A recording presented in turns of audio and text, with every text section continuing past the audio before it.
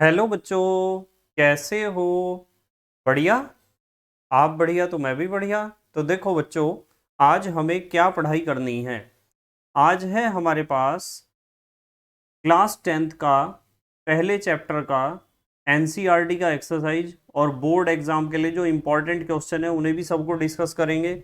और अपने एनसीईआरटी की जो एक्सरसाइज है, पाठ्यनीति प्रश्न है, पहले चैप्टर के हर एक तरह के क्वेश्चंस आज डिस्कस किए जाएंगे। तो क्लास 10th का पहला चैप्टर, यदि आप थ्योरी वाला वीडियो आप देख चुके हो और इस वीडियो को आप देख लोगे, तो आपको कहीं से भी किसी भी किताब से पढ़ने की कोई भी आवश्यकता नहीं पड़ेगी। ना तो कोई बुक पढ़नी है, ना तो कोई आपको क्वेश्चन बैंक पढ़ना है। सिर्फ आपको थ्योरी वाला वीडियो देखना है और ये क्वेश्चन वाला वीडियो देखना है। ठीक है, तो स्टार्ट करते हैं। सारे इंपॉर्टेंट क्वेश्चन आएंगे इसमें, सारे इंपॉर्टेंट क्वेश्चन। हमारी प्रश्नावली में सबसे पहले डिस्कस करते हैं वस्तुनिष्ठ प्रश्न। वस्तुनिष्ठ का मतलब ऑब्जेक्टिव क्वेश्चन, जिन्हें आप कहते हो मल्टीपल चॉइस क्वेश्चन। तो पहला क्वेश्चन है, तप्त निकिल चूर्ण की उपस्थिति में एथिलीन तथा हाइड्रोजन की अभिक्रिया कहलाती है। एथिलीन होता है C2H4। एथिलीन होता है C2H4, और इसके ऊपर हमें रिएक्शन करानी है हाइड्रोजन की। और निकिल चूर्ण की उपस्थिति में यहाँ उत्प्रेरक होता है निकिल। तो होता क्या है कि ये C2H4 और हाइड्रोजन दोनों आपस में जुड़ जाते हैं, और जुड़ने से बनता है C2H6। देखो H कितने थे, यहाँ 4 थे, 2 हाइड्रोजन और जुड़ गए, तो 4 और 2 कितने हो गए, 6। तो यहाँ दो सरल अणु आपस में जुड़कर किसी नए अणु का निर्माण कर रहे हैं। तो ऐसी अभिक्रिया को हम कहते हैं, जुड़ने वाली अभिक्रिया को हम कहते हैं योगात्मक अभिक्रिया। तो इसका कौन सा ऑप्शन सही है? सेकंड, योगात्मक अभिक्रिया। अब मैं आपको एक बात बताता हूं, इस रिएक्शन को आप एक तरीके से और बता सकते हो। यहाँ हमारे पास जो लिखा हुआ है एथिलीन, एथिलीन को आप C2H4 के स्थान पर ऐसे भी लिख सकते हो, CH2 डबल बॉन्ड CH2। ये एथिलीन ही है, और इसके ऊपर हमें रिएक्शन कराना है हाइड्रोजन का, और निकिल उत्प्रेरक की उपस्थिति में कराना है। तो निकिल उत्प्रेरक की उपस्थिति में जब आप गर्म करते हो, तो ये जो CH2 और CH2 के बीच डबल बॉन्ड है, इसमें से एक बॉन्ड टूट जाता है, और ये जो 2 हाइड्रोजन के परमाणु हैं उनमें से एक परमाणु इधर जुड़ जाता है और एक इधर जुड़ जाता है। तो यहां बनता है CH3 सिंगल बॉन्ड CH3। ये बनता है हमारा प्रोडक्ट। तो इससे भी हमें यही पता चला कि दो सरल अणु, ये वाला और ये वाला, दोनों सरल अणु आपस में जुड़कर एक नए अणु का निर्माण कर रहे हैं। और जब दो अणुओं के बीच योग होता है या संयोजन होता है, तो ऐसी अभिक्रिया को हम कहते हैं योगात्मक अभिक्रिया या संयोजन अभिक्रिया। ये मैंने आपको पढ़ाया था। चलो नेक्स्ट, अगला क्वेश्चन देखते हैं, क्वेश्चन नंबर सेकंड। दूसरा क्वेश्चन क्या है? दूसरे क्वेश्चन में कहा है, जब कॉपर सल्फेट विलयन में लोहे का टुकड़ा डालते हैं तो कॉपर व फेरस सल्फेट बनते हैं। यह अभिक्रिया कहलाती है। भाई कॉपर सल्फेट का आपके पास विलयन है, CuSO4 का कॉपर सल्फेट का विलयन आपके पास है, और आप उसमें डाल रहे हो लोहे का टुकड़ा। तो क्या होगा, लोहा यानी आयरन कॉपर को उसके स्थान से हटा देगा और अपने आप कॉपर का स्थान ले लेगा। तो यहां बनेगा FeSO4, और कॉपर हो जाएगा अलग। तो इसमें हम देख रहे हैं कि एक परमाणु ने दूसरे परमाणु को उसके स्थान से हटा दिया है। और जब कोई एक परमाणु किसी दूसरे परमाणु को, या एक स्पीसीज किसी दूसरी स्पीसीज को उसके स्थान से विस्थापित कर देती है, तो ऐसी अभिक्रिया को हम कहते हैं प्रतिस्थापन अभिक्रिया। तो आप इसे या तो प्रतिस्थापन अभिक्रिया कहोगे, और या फिर आप कहोगे योगात्मक अभिक्रिया। ठीक है, नेक्स्ट अगला क्वेश्चन देखते हैं क्या है। क्वेश्चन नंबर थर्ड, तीसरा क्वेश्चन है, ध्यान से समझेंगे। अमोनियम क्लोराइड को गर्म करने पर अमोनिया व HCl गैसें बनती हैं। देखो, अमोनियम क्लोराइड होता है NH4Cl। जब हम इसे गर्म करते हैं तो गर्म करने से बनता है NH3 प्लस HCl। इन्होंने यही तो कहा है। इन्होंने कहा है कि अमोनियम क्लोराइड को गर्म करने पर अमोनिया व HCl गैसें बनती हैं। देखो अमोनिया बनाया और HCl, जो ठंडा करने पर पुनः अमोनियम क्लोराइड बनाती हैं। यदि आप इसे ठंडा करोगे तो ये दोनों आपस में फिर क्रिया करके ठंडे को लिख सकते हो माइनस डेल्टा, दोबारा क्रिया करके क्या बना देंगी, अमोनियम क्लोराइड। तो इन्होंने हमारे से पूछा है कि यह अभिक्रिया कहलाती है। भाई गर्म करके तोड़ दिया, ठंडा करके जोड़ दिया, जो टूट सकता है वो जुड़ भी सकता है। तो गर्म करके तोड़ना और ठंडा करके जोड़ना, ऐसी अभिक्रिया को आप क्या कहोगे, ऐसी अभिक्रिया को आप कहोगे ऊष्मीय वियोजन। क्या कहोगे, ऊष्मीय वियोजन। ऊष्मीय अपघटन नहीं कहोगे। ऊष्मीय अपघटन तो यदि आप इसके बारे में विचार कर रहे हो ऊष्मीय अपघटन के, तो ऊष्मीय अपघटन का मतलब होता है गर्म करके आपने तोड़ दिया, पर वो जो एक बार टूट गया है अणु वो टूट ही जाएगा, फिर वो अपने अवयवों से मिलके दोबारा नहीं बनेगा। मैंने आपको पढ़ाया था कि ऊष्मीय वियोजन एक उत्क्रमणीय अभिक्रिया है और ऊष्मीय अपघटन एक अनुत्क्रमणीय अभिक्रिया है। अपघटन का मतलब है जो चीज टूट गई तो टूट गई, वो दोबारा नहीं बनेगी। अब आ जाओ आप क्वेश्चन नंबर 4 पर। निम्नलिखित कौन सी अभिक्रिया, निम्नलिखित कौन सी अभिक्रिया उत्क्रमणीय नहीं है। निम्नलिखित में, यहां में आना चाहिए था इस जगह। निम्नलिखित में कौन सी अभिक्रिया उत्क्रमणीय नहीं है। भाई देखो उत्क्रमणीय अभिक्रिया उसे कहते हैं जो दोनों डायरेक्शन में चलती हो, दोनों दिशाओं में चलती हो। अब आप इस रिएक्शन को देखो, पहले वाले को, इसमें ये निशान आप देख रहे हो उत्क्रमणीयता का चिन्ह है, तो दोनों दिशाओं में चलती है, तो ये तो उत्क्रमणीय अभिक्रिया है। और इसमें भी उत्क्रमणीयता का चिन्ह लगा हुआ है, रिवर्सेबल का साइन है, तो ये भी एक उत्क्रमणीय अभिक्रिया है।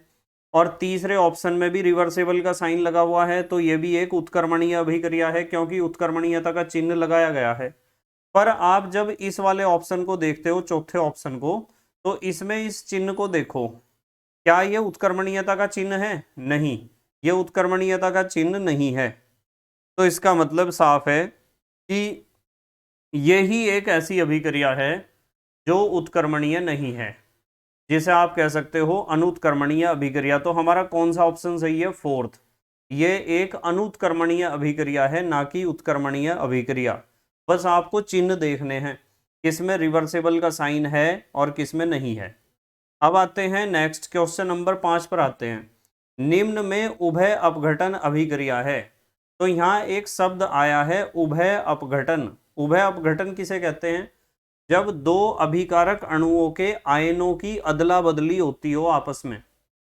आयनों की क्या होती हो? अदला बदली।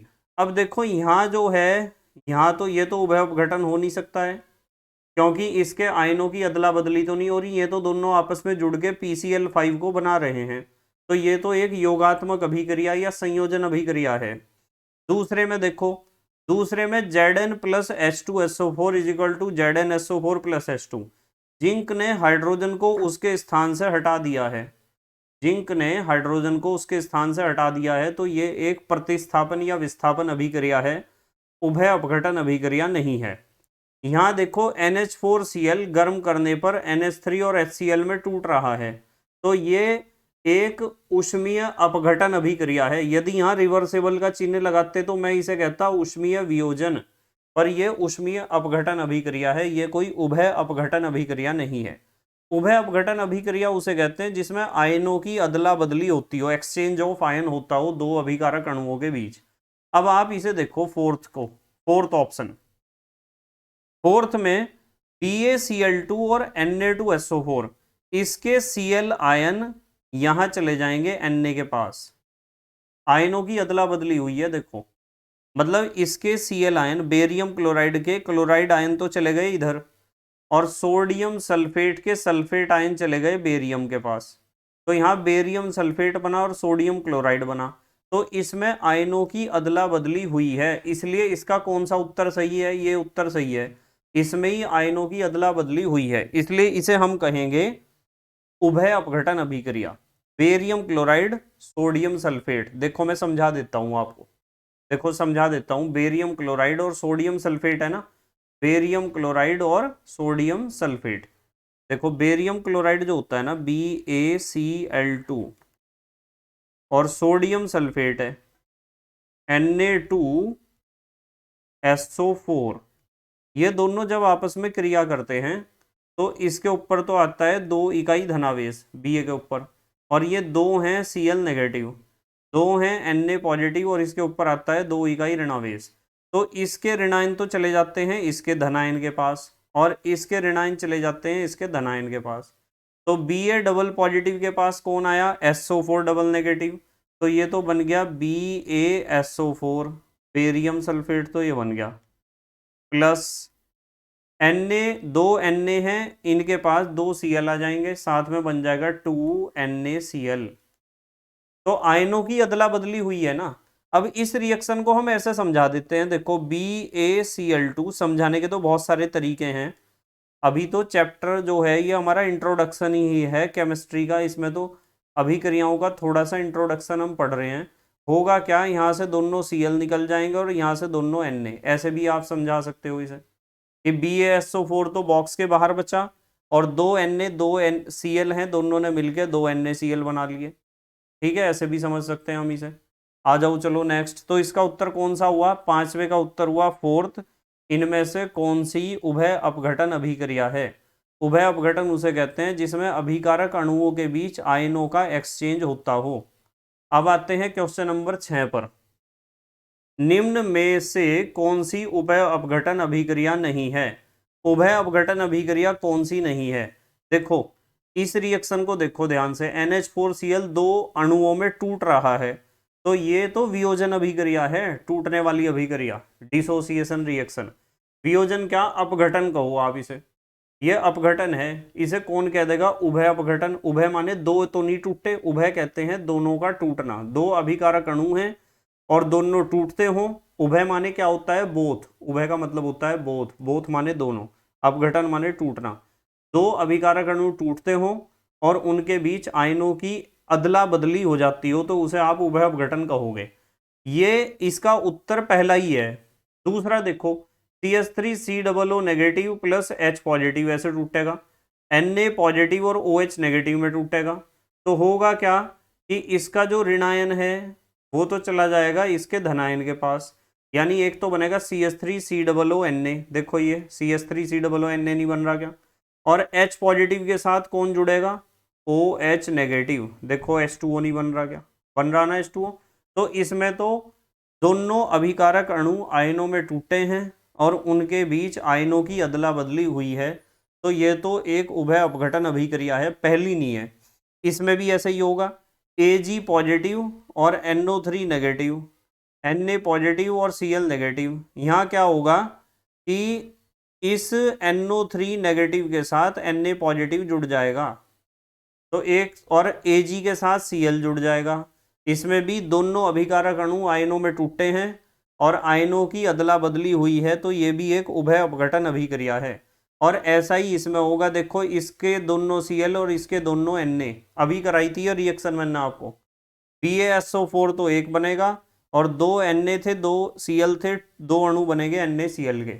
तो जब दो अभिकारक अणु ऐसे हों कि दोनों आयनों में टूटते हों और उनके बीच आयनों की अदला बदली होती हो, तो ऐसी अभिक्रिया को ही हम कहते हैं उभय अपघटन अभिक्रिया।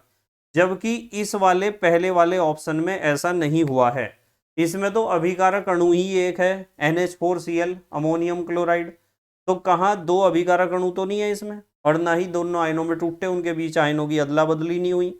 तो इसका इन्होंने पूछा था तीन चारों में से कौन सी उभय अपघटन अभिक्रिया नहीं है, तो हमारा उत्तर आया पहली, उभय अपघटन अभिक्रिया नहीं है। चलो अगला क्वेश्चन देखते हैं, सातवें क्वेश्चन में कहा है, कॉपर सल्फेट विलयन में जिंक का टुकड़ा डालने पर विलयन रंगहीन हो जाता है, यह अभिक्रिया है।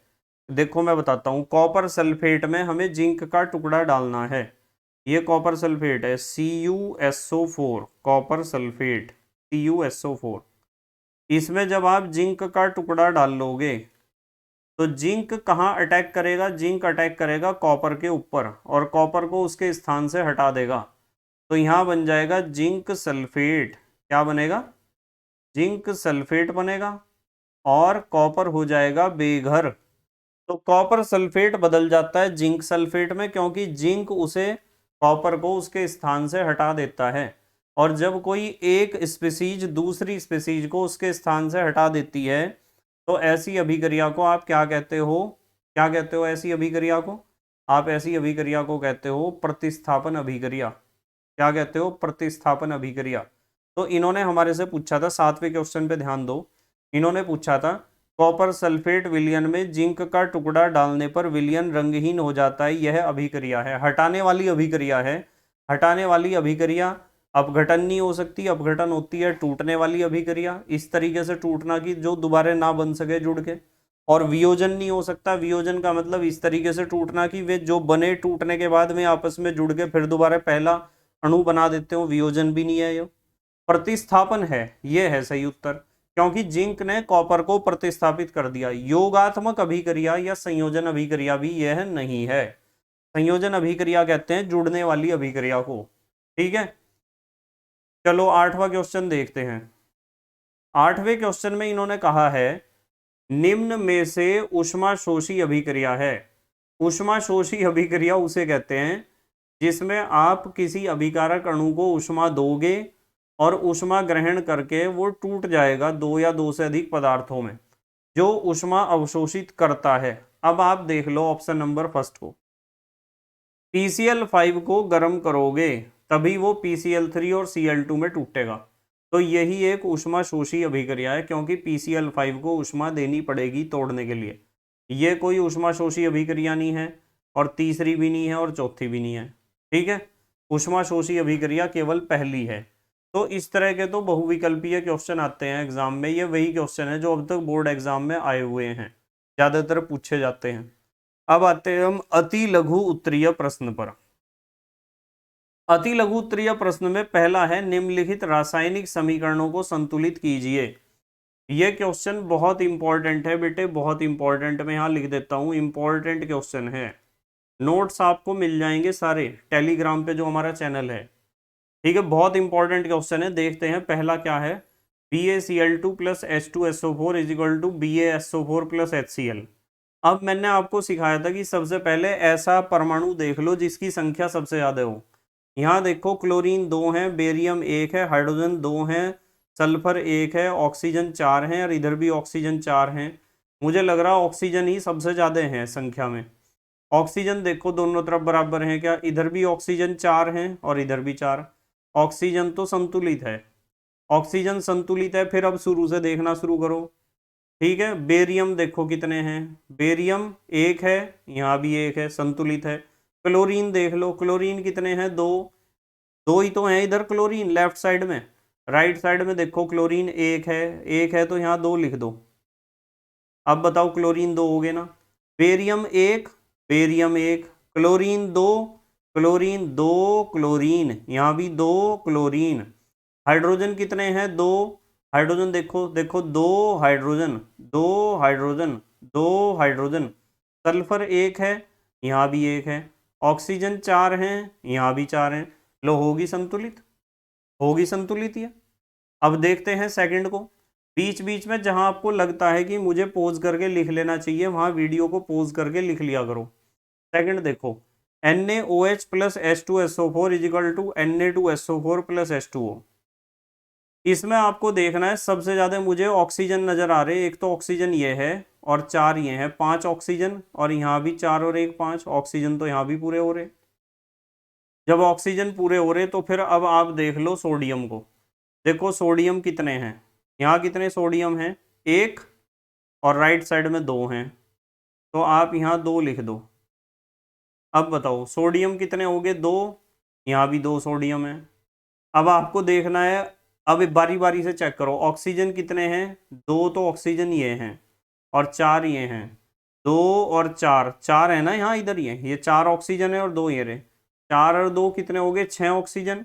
और यहाँ कितने हैं? 4 और 1 5, तो यहाँ आप 2 लिख लो।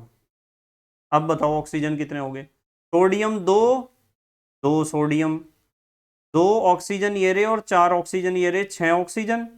4 तो ये रहे और 2 ऑक्सीजन ये रहे, 2 ऑक्सीजन ये रहे, तो 4 और 2 6। अब हाइड्रोजन पे आ जाओ। हाइड्रोजन कितने हैं, 2 तो हाइड्रोजन ये हैं, 2 गुणा H, 2 हाइड्रोजन तो ये हैं और 2 ये हैं, 4 हाइड्रोजन। और यहाँ भी 2 दूनी 4 हाइड्रोजन, 2 दूनी 4 हाइड्रोजन। यहाँ तक सही चल गया, हाइड्रोजन चेक कर लिया। सल्फर कितना है, 1, यहाँ भी एक सल्फर है। ऑक्सीजन हमने चेक कर ही लिया कितने हैं, 6 हैं दोनों तरफ, तो ये भी हमारी संतुलित होगी। ठीक है, इस तरीके से सबसे पहले तो आप एक काम करो, जिस तत्व के परमाणुओं की संख्या सबसे ज्यादा होती है ना, उसे बैलेंस कर लिया करो पहले, बाकी फिर बारी बारी से सबको बैलेंस करते चले जाओ। जितना ज्यादा प्रैक्टिस करोगे उतना ही आपको अच्छे तरीके से समझ में आएगा कि समीकरणों को संतुलित कैसे करना चाहिए, समीकरणों को कैसे संतुलित करना चाहिए। आते हैं थर्ड पर, तीसरे क्वेश्चन पर। HNO3 प्लस CaOH का whole twice is equal to CaNO3 का होल ट्वाइस प्लस H2O, इसे बैलेंस करना है। तो आपको ये देखना है कि यहाँ ऑक्सीजन कितने हैं, यहाँ ऑक्सीजन 3 है और यहाँ 2 हैं, 3 और 2 5, और यहाँ 3 दूनी 6, यहाँ 6 ऑक्सीजन है और यहाँ 5 है, तो 5 के यहाँ भी आपको 6 करने पड़ेंगे। ठीक है, तो ऑक्सीजन देखो 6 और 1 7, ये भी तो है, 3 दूनी 6 और 1 ये भी तो है ऑक्सीजन ये वाला, तो कितने हैं, 7 ऑक्सीजन इधर हैं और इधर हैं 3 और 2 5, 5 ऑक्सीजन है, इधर 7 है।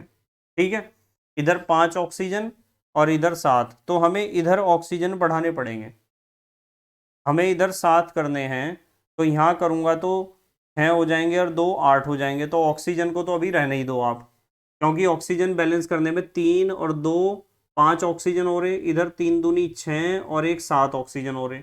ऑक्सीजन को अभी रहने दो, बाकी को बैलेंस कर रहे। चलो नाइट्रोजन देखो, यहाँ 1 नाइट्रोजन है, यहाँ नाइट्रोजन देखना कितने हैं, यहाँ है 2 नाइट्रोजन, ये नाइट्रोजन कितने हैं 2, तो यदि मैं यहाँ 2 लिख दूँ, यदि मैं यहाँ 2 लिख दूँ तो नाइट्रोजन कितने हो गए, 2 नाइट्रोजन और यहाँ भी 2 नाइट्रोजन।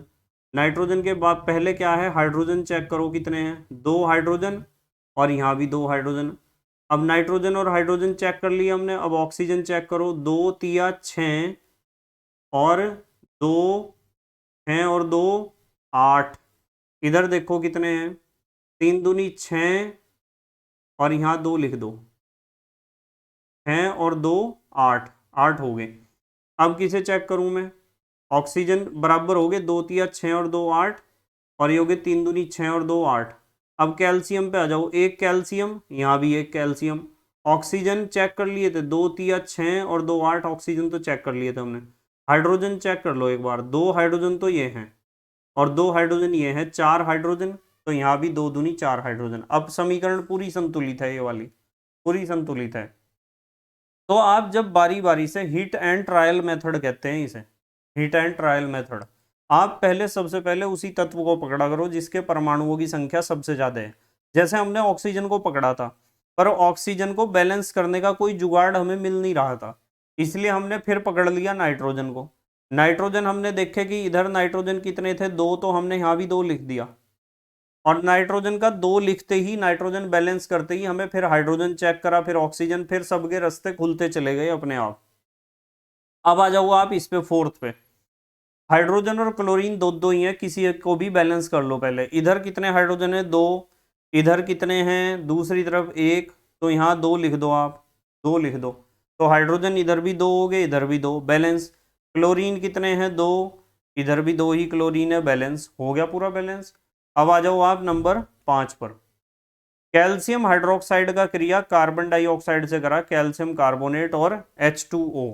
अब देखना जरा ध्यान से, कैल्शियम, पहले ऑक्सीजन को देख लो या कैल्शियम को, एक ही बात है, चलो ऑक्सीजन को देख रहे पहले। ठीक है, यहाँ ऑक्सीजन कितने हैं, 2 और 2 4, यहाँ ऑक्सीजन कितने हैं, 3 और 1 4, देखो 3 ऑक्सीजन ये रहे और 1 ये रहा, 4 ऑक्सीजन है ना, और यहाँ भी 2 ऑक्सीजन तो ये हैं और 2 ऑक्सीजन ये हैं, 4 ऑक्सीजन है, बैलेंस है। फिर कैल्शियम देख लो, 1 कैल्शियम, इधर भी 1 कैल्शियम। हाइड्रोजन देख लो, 2 हाइड्रोजन है, यहाँ भी 2 हाइड्रोजन है, देखो। अब क्या बचा, कार्बन देख लो, 1 कार्बन है और यहाँ भी 1 कार्बन है, तो पहले ही संतुलित है, यह समीकरण तो पहले ही संतुलित है हमारी। तो इस तरीके से पोज करके लिखना हो तो लिख लो आप, पोज करके लिख लिया करो बीच बीच में। यदि ऐसा लगता है कि मैं आगे बढ़ गया हूं तो आप वीडियो को रोक के बैक करके फिर लिख लिया करो। चलो सेकंड क्वेश्चन देखते हैं। इसमें इन्होंने कहा है सेकंड क्वेश्चन में, निम्नलिखित में से योगात्मक तथा प्रतिस्थापन अभिक्रियाएं छांटिए। भाई योगात्मक अभिक्रिया कौन सी है जिसमें जुड़ेंगे, और प्रतिस्थापन अभिक्रिया वो है जिसमें एक स्पीसीज दूसरे स्पीसीज को हटाएगी उसकी जगह से। देखो यहाँ Fe ने कॉपर को हटा दिया, देखो कॉपर सल्फेट से फेरस सल्फेट बन गया, तो कैसी अभिक्रिया है, प्रतिस्थापन अभिक्रिया है। कैसी अभिक्रिया, प्रतिस्थापन कह दो या विस्थापन कह दो, एक ही बात है। दो Na और दो Cl आपस में जुड़ के दो NaCl बना रहे, तो कैसी अभिक्रिया है, योगात्मक अभिक्रिया है। कैसी अभिक्रिया है, योगात्मक, जिसमें एक स्पीसीज दूसरी स्पीसीज को हटाती है वो तो होती है प्रतिस्थापन अभिक्रिया, और जिसमें दो स्पीसीज आपस में जुड़ती हैं और किसी नए अणु का निर्माण करती हैं वो होती है योगात्मक अभिक्रिया। देखो ये रिएक्शन मैंने पढ़ाई थी कि एक Cl एक हाइड्रोजन को यहाँ से हटा देगा और हमें मिलेगा CH3Cl। जो हाइड्रोजन यहाँ से हटा है और जो Cl यहाँ बचा था, वे हाइड्रोजन और Cl आपस में मिलकर हाइड्रोजन क्लोराइड बनाएंगे। इसमें भी एक स्पीसीज ने दूसरे स्पीसीज को उसके स्थान से हटाया है, तो ये भी कैसी अभिक्रिया है, प्रतिस्थापन अभिक्रिया है या विस्थापन अभिक्रिया है। C2H4 में हाइड्रोजन जब जुड़ेगा तो C2H6 बनेगा। अभी ये रिएक्शन सबसे पहला क्वेश्चन था हमारा, ये योगात्मक अभिक्रिया है, इसमें दो सरल अणु आपस में जुड़कर किसी नए अणु का निर्माण कर रहे हैं। नाइट्रोजन और हाइड्रोजन दोनों आपस में जुड़कर अमोनिया बनाते हैं, तो इसमें भी जुड़ना हो रहा है या संयोजन हो रहा है, तो इसे भी आप योगात्मक या संयोजन अभिक्रिया ही कहोगे। ठीक है, चलो अगला क्वेश्चन देखते हैं। तीसरा क्वेश्चन क्या है, इनके सबके आंसर उपलब्ध हैं, आगे ध्यान रखना। कभी आप सोचो कि सर आप बताते जा रहे हो और मिटाते जा रहे, सबके उत्तर उपलब्ध हैं। यह है तीसरा, यदि रासायनिक समीकरण में अभिकारकों तथा उत्पादों के मध्य रिवर्सेबल अर्थात उत्क्रमणीयता का चिन्ह प्रयोग किया जाए तो यह किस प्रकार की अभिक्रिया का संकेत देता है। पता है ना आपको, यदि ऐसा चिन्ह है तो यह अभिक्रिया है उत्क्रमणीय अभिक्रिया। भाई उत्क्रमणीयता का चिन्ह यदि आपको नजर आता है तो कौन सी अभिक्रिया होगी, उत्क्रमणीय अभिक्रिया होगी। कौन सी अभिक्रिया होगी, उत्क्रमणीय। इसका उत्तर भी आपको आगे मिल जाएगा, ठीक है, लिखा हुआ मिल जाएगा याद करने के लिए। अब फोर्थ क्वेश्चन में कहा है, निम्नलिखित अभिक्रियाओं में से ऊष्मीय वियोजन तथा ऊष्मीय अपघटन अभिक्रियाओं को छांटिए। बहुत आसान है, जिसमें एक ही तरफ तीर का निशान हो वो तो होता है ऊष्मीय अपघटन। क्या होता है, ऊष्मीय अपघटन, जिसमें एक ही तरफ तीर का निशान हो, यानी जो अभिक्रिया उत्क्रमणीय हो। और जिसमें दोनों तरफ तीर का निशान है वो होता है ऊष्मीय वियोजन। यानी ऊष्मीय अपघटन तो होती है अनुत्क्रमणीय अभिक्रिया और ऊष्मीय वियोजन होती है उत्क्रमणीय अभिक्रिया। बताओ कर लोगे क्या, कर लोगे। सिर्फ आपको निशान देखना है। यदि रिएक्शन केवल फॉरवर्ड डायरेक्शन में प्रोसीड करती है, केवल अग्रिम दिशा में ही चलती है, तो वो है अपघटन। और यदि दोनों दिशाओं में चलती है, जैसे ये, वो है वियोजन। तो ये पहचान है ऊष्मीय अपघटन और ऊष्मीय वियोजन की। अब आ जाओ पांचवें क्वेश्चन पर। पांचवें क्वेश्चन में बच्चे बहुत कंफ्यूज होते हैं, इसे ध्यान से समझ लेना। इसमें कहा है, निम्नलिखित अभिक्रियाओं में से ऊष्माशोषी तथा ऊष्माक्षेपी अभिक्रियाओं को छांटिए। ऊष्माशोषी अभिक्रिया उसे कहते हैं जिसमें ऊष्मा की जरूरत है, ऊष्मा अवशोषित होती है। ऊष्माक्षेपी अभिक्रिया उसे कहते हैं जिसमें ऊष्मा निकलती है। अब देखो पहले क्वेश्चन को देखो, इसमें इधर ऊष्मा माइनस हो रही है। यदि इधर माइनस है तो इधर तो प्लस करके ही लिखोगे आप, प्लस 136.8 किलो कैलोरी, ऐसे ही तो लिखोगे। तो जब आप इस रिएक्शन को ध्यान से देखोगे, या तो इधर माइनस करके लिख लो या इधर प्लस करके लिख लो, एक ही बात है। आपको प्लस करके लिखनी चाहिए, फिर पता चलता है सच्चाई का। जब हाइड्रोजन और ऑक्सीजन आपस में क्रिया करते हैं तो जल बनता है और जल के साथ इतनी ऊष्मा निकलती है। तो इस रिएक्शन में ऊष्मा निकल रही है। जिस रिएक्शन में ऊष्मा निकलती है उसे कहते हैं ऊष्माक्षेपी अभिक्रिया, ऊष्माक्षेपी। एक्सोथर्मिक रिएक्शन है पहला। दूसरा देखो, ये माइनस का निशान दे के हमें कंफ्यूज करना चाह रहे, इधर माइनस है तो इधर प्लस होगा, इधर होगा प्लस 42 किलो कैलोरी। तो इस रिएक्शन में जब नाइट्रोजन और ऑक्सीजन आपस में क्रिया करते हैं तो उन्हें 42 किलो कैलोरी ऊष्मा की आवश्यकता होती है। वे अवशोषित करते हैं इतनी ऊष्मा, तब वे जुड़ते हैं आपस में। तो इस रिएक्शन में ऊष्मा अवशोषित हो रही, तो इस दूसरे वाले इक्वेशन को या अभिक्रिया को आप कहोगे ऊष्मा शोषी अभिक्रिया, क्योंकि इसमें ऊष्मा का अवशोषण हो रहा है। इसे सही लिखा इन्होंने तीसरे को। जब ग्रेफाइट को जलाया जाता है ऑक्सीजन के साथ तो CO2 बनती है और 94 किलो कैलोरी ऊष्मा निकलती है। देखो प्लस का निशान है, प्लस के निशान से ही हमें पता चलता है, आपको प्लस का निशान ही देखना है। यदि इन्होंने इधर माइनस का दे दिया था ना पहले में, तो हमने दूसरी तरफ लिख के प्लस का उसे बना दिया, और दूसरे में इन्होंने राइट साइड में माइनस का दिया था तो हमने लेफ्ट साइड में ले जाके प्लस का बना दिया। प्लस के निशान से ही पता चलता है कि ऊष्मा अवशोषित हो रही है या निकल रही है। तो इसमें ऊष्मा निकल रही है, CO2 बनने के साथ साथ 94 किलो कैलोरी ऊष्मा निकल रही है, तो ये ऊष्माक्षेपी अभिक्रिया है। इसी तरीके से फोर्थ को देख लो आप, इसमें देखो कार्बन और जल आपस में क्रिया कर रहे, तो इन्हें इतनी ऊष्मा की आवश्यकता है, प्लस करके इतनी ऊष्मा चाहिए इन्हें, और जो ऊष्मा की आवश्यकता होती है ऊष्मा अवशोषित होती है किसी अभिक्रिया में, तो उसे कहते हैं ऊष्मा शोषी अभिक्रिया। तो आप पहले तो माइनस के निशान को प्लस में बदल लेना इधर उधर ले जाके, और फिर जिस रिएक्शन में ऊष्मा अवशोषित हो रही है वो तो ऊष्मा शोषी अभिक्रिया है, और जिसमें ऊष्मा निकलती है बाहर वो ऊष्माक्षेपी अभिक्रिया। इस तरह पहचान करनी है। अब आ जाओ आप नेक्स्ट अगले स्टेप पे, लघु उत्तरीय प्रश्न है।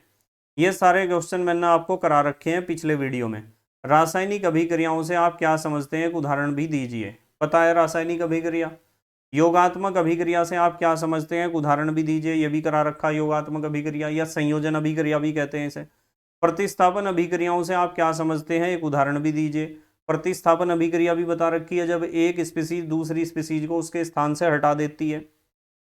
अनुत्क्रमणीय तथा उत्क्रमणीय अभिक्रियाओं में प्रमुख अंतर बताइए।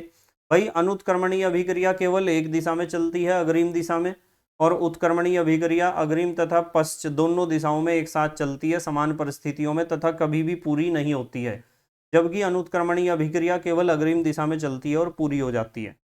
सारे क्वेश्चन मैंने आपको करा रखे हैं। उसके बाद आ जाओ पांचवें क्वेश्चन पर। पांचवा क्वेश्चन है, तीन उत्क्रमणीय अभिक्रियाओं की संतुलित समीकरणें लिखिए। करा रखी है मैंने बहुत सारी, जैसे PCl5 reversible PCl3 plus Cl2, H2 plus Cl2 reversible 2HCl, H2 plus I2 reversible 2HI, CaCO3 reversible CaO plus CO2। बहुत सारे रिएक्शन करा रखे। छठे पे आ जाऊं, उष्मीय अपघटन से आप क्या समझते हैं, एक उदाहरण भी दीजिए। उष्मीय अपघटन मैंने आपको सिखा रखा है कि किसी पदार्थ को गर्म करके तोड़ना, और जो टूटने के बाद हमें अणु मिले हैं सरल अणु, वे आपस में क्रिया करके दोबारा उस पहले अणु को ना बनाते हो, यानी तोड़ने वाली अनुत्क्रमणीय अभिक्रिया, गर्म करके तोड़ने वाली अनुत्क्रमणीय अभिक्रिया को हम कहते हैं उष्मीय अपघटन। उष्मीय वियोजन से आप क्या समझते हैं, एक उदाहरण भी दीजिए। यह भी क्वेश्चन हमने डिस्कस कर रखा है।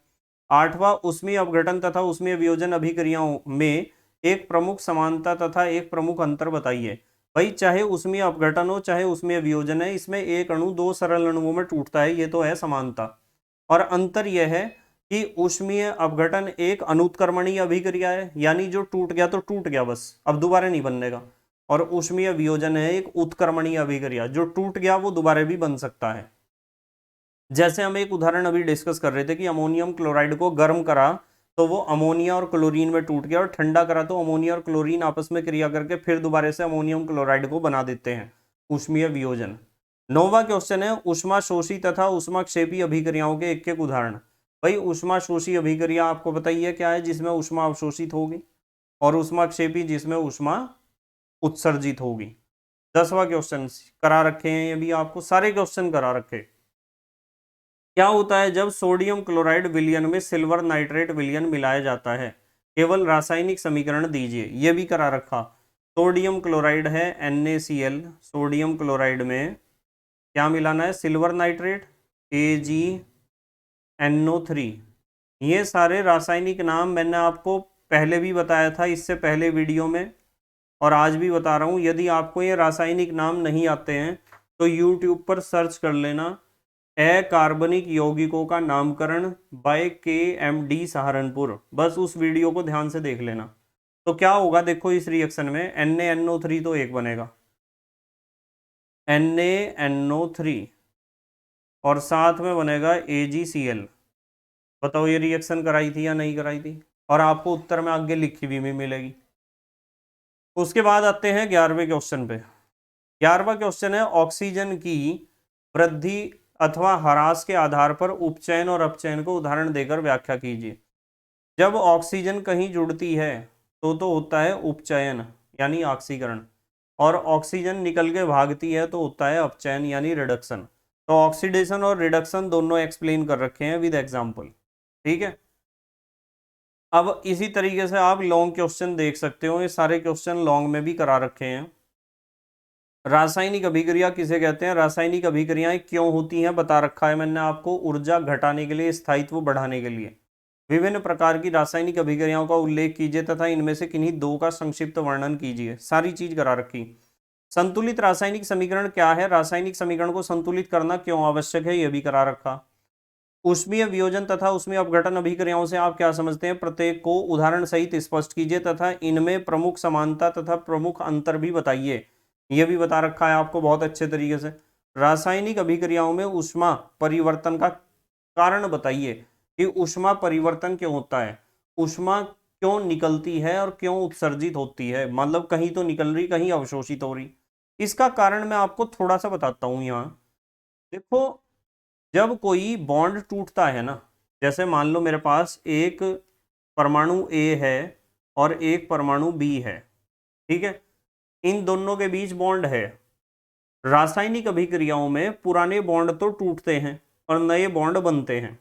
तो जहां भी बॉन्ड टूटेगा, मान लो ये बॉन्ड टूटेगा, तो बॉन्ड तोड़ने के लिए हमें ऊर्जा देनी पड़ती है। यदि दो पर ई माने ऊर्जा है, एनर्जी। यदि दो परमाणुओं के बीच कहीं बॉन्ड है और उसे तोड़ना है तो तोड़ने के लिए ऊर्जा देनी पड़ेगी हमें जब टूटेगा बॉन्ड। और यदि दो परमाणुओं के बीच कहीं बॉन्ड बनना है तो बॉन्ड जब भी बनता है, बॉन्ड के बनते समय ऊर्जा निकलती है, उत्सर्जित होती है वायुमंडल में। तो रासायनिक अभिक्रियाओं में क्या होता है, पुराने बॉन्ड तो टूटते हैं और नए बॉन्ड बनते हैं। तो पुराने बॉन्ड जब टूटेंगे उन्हें ऊर्जा की जरूरत है, टूटने के लिए ऊर्जा दोगे जब ही तो टूटेंगे, और नए बॉन्ड जो बनेंगे वे बनते समय ऊर्जा बाहर निकाल लेंगे। तो ये इस बात पर डिपेंड करता है कि केमिकल रिएक्शन में कितने पुराने बॉन्ड टूटे और कितने बने, क्योंकि बॉन्ड तोड़ने के लिए तो ऊर्जा चाहिए, ऊर्जा अवशोषित करनी पड़ेगी, और बॉन्ड बनते समय ऊर्जा निकलेगी बाहर। अब यहां केवल इस बात पर भी निर्भर नहीं करता है कि कितने बॉन्ड टूटे हैं और कितने बने हैं, संख्या के ऊपर नहीं, संख्या के साथ साथ हमें इस चीज पे भी ध्यान देना पड़ेगा कि जो बॉन्ड टूटे हुए कितने मजबूत थे और जो बने हुए कितने मजबूत हैं। क्योंकि जो बॉन्ड टूटे हैं वे ज्यादा मजबूत हैं तो ज्यादा ऊर्जा चाहिए उन्हें तोड़ने के लिए, और जो बॉन्ड बने हुए ज्यादा मजबूत हैं तो उन्हें बनते समय ज्यादा ऊर्जा वे रिलीज करेंगे। तो यहाँ कितने बॉन्ड टूटे हैं और कितने बॉन्ड बने हैं इस पर तो निर्भर करता ही है, और इसके साथ साथ इस बात पर भी निर्भर करता है कि वे बॉन्ड जो टूटे हैं वे कितने मजबूत थे और जो बॉन्ड बने हैं वे कितने मजबूत बने हैं या कितने मजबूत हैं। तो बॉन्ड के टूटने और बनने के कारण ही ऊष्मा उत्पन्न होती है या ऊष्मा अवशोषित होती है। बॉन्ड के टूटते समय तो अवशोषित होती है और बनते समय उत्सर्जित होती है। ठीक है, ये उत्तर माला है। देखो जो मैंने आपको आंसर बताए यहां से देख लेना आप इन आंसर्स को। अब आते हैं हम एनसीईआरटी की पाठ्य पुस्तक के पाठगत प्रश्न पे, यानी पाठ के बीच में जो क्वेश्चन दिए हुए उन्हें डिस्कस कर लेते हैं। पहला क्वेश्चन है, वायु में जलाने से पहले मैग्नीशियम रिबन को साफ क्यों किया जाता है? सबको पता है कि मैग्नीशियम रिबन की ऊपरी सतह वायुमंडल की ऑक्सीजन से क्रिया करके मैग्नीशियम ऑक्साइड में बदल जाती है, जो कि जलता नहीं है। मतलब मैग्नीशियम ऑक्साइड, देखो क्या होता है, ये जो मैग्नीशियम है ना, मैग्नीशियम का रिबन, उसके ऊपर मैग्नीशियम की जो परत है वो ऑक्सीजन से क्रिया कर लेती है, और ऑक्सीजन से क्रिया करके मैग्नीशियम ऑक्साइड का एक लेयर चढ़ जाता है उसके ऊपर। ठीक है, यहाँ इसे बैलेंस कर लेते हैं, 2Mg + O2 = 2MgO। मतलब मैग्नीशियम के रिबन के ऊपर मैग्नीशियम ऑक्साइड का एक परत चढ़ जाता है, और मैग्नीशियम ऑक्साइड में आग नहीं लगने की, इसलिए पहले मैग्नीशियम ऑक्साइड के रिबन को रगड़ना पड़ेगा ऊपर से। ठीक है, चाहे कोई 0 नंबर का रेगमाल ले लो उससे रगड़ लो। ठीक है, रगड़ने वाली कोई भी चीज हो अपघर्षक, उससे आप रगड़ो और इस मैग्नीशियम ऑक्साइड की ऊपर की परत को हटा दो, फिर मैग्नीशियम के रिबन में आग लगेगी, नहीं तो लगने की नहीं है, सीधी बात है। समझ में आई ना बात? तो यहाँ लिखा हुआ है मैग्नीशियम रिबन की ऊपरी सतह वायुमंडल की ऑक्सीजन से क्रिया करके मैग्नीशियम ऑक्साइड में बदल जाती है, जो कि जलता नहीं है। इसलिए रिबन के जलने में रुकावट को दूर करने के लिए रिबन से ऑक्साइड की परत को रेगमाल से घिसकर साफ कर लेते हैं। ठीक है, ऑक्साइड की परत का मतलब मैग्नीशियम ऑक्साइड। दूसरा क्वेश्चन है दूसरा क्वेश्चन है निम्नलिखित रासायनिक अभिक्रियाओं के संतुलित समीकरण लिखिए। इनके हमें समीकरण लिखने हैं। भाई पहला दे रखा है इन्होंने क्वेश्चन, हाइड्रोजन ने क्लोरीन के साथ रिएक्शन करके हाइड्रोजन क्लोराइड बनाया। तो ये देखो नीचे H2 plus Cl2 is equal to 2HCl। Hydrogen ने क्लोरीन के साथ रिएक्शन करके हाइड्रोजन क्लोराइड बनाया।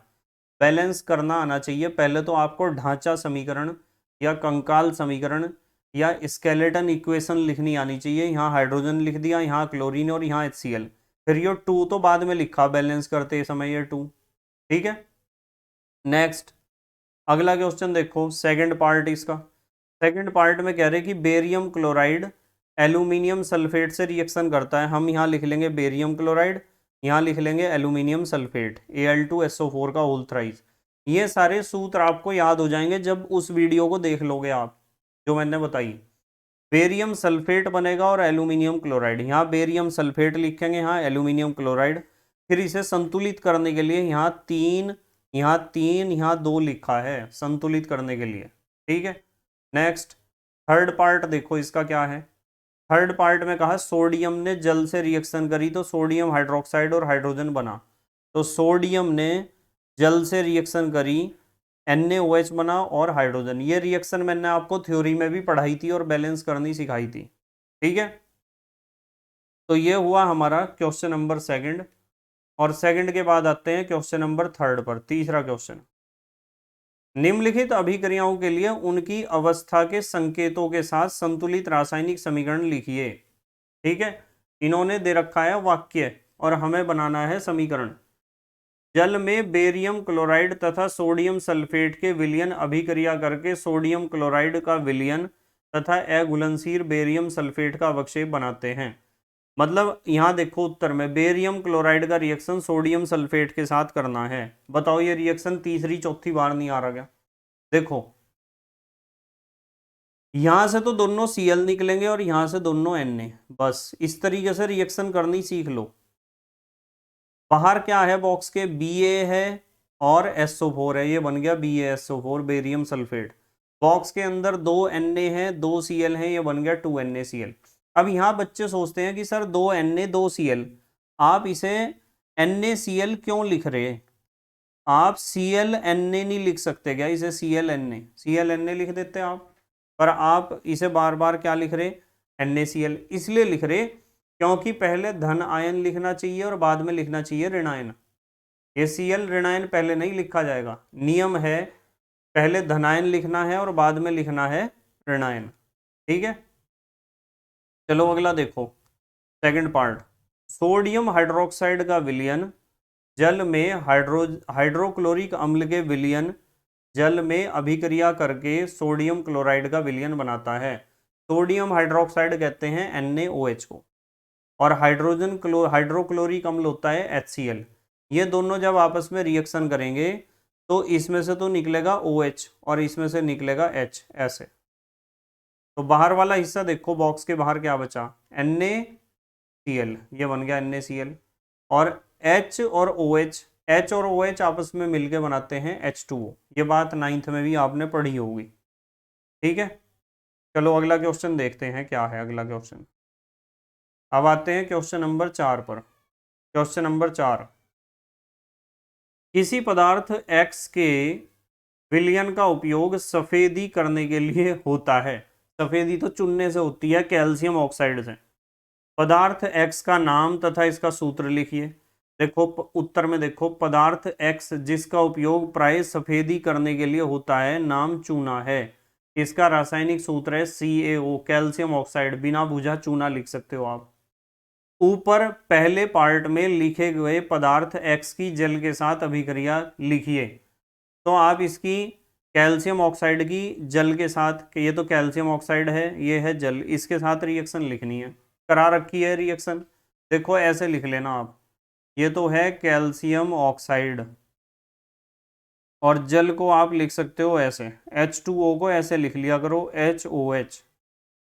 जब ये दोनों क्रिया करेंगे तो कैल्शियम तो है ही एक, ये लिख दिया एक कैल्शियम, एक OH ये है, ये क्या है OH है ना यहाँ से यहाँ तक, और एक OH ये है, कितने OH हैं, दो, तो इसके साथ यहाँ OH का होल ट्वाइस बनेगा, ये गलत लिख रखा है इन्होंने, इसे तो यहाँ लगाना चाहिए था ब्रैकेट, और फिर बाहर ट्वाइस, ये ब्रैकेट बाद बाद में लगा लिया, सही कर लेना इसे जरूर। ये बना CaOH का होल ट्वाइस, कैल्शियम हाइड्रोक्साइड, बुझा हुआ चूना या चूने का पानी, ये बनता है। तो यहाँ इन्होंने थोड़ा सा बुक में गलती है, इसे सही कर लेना आप।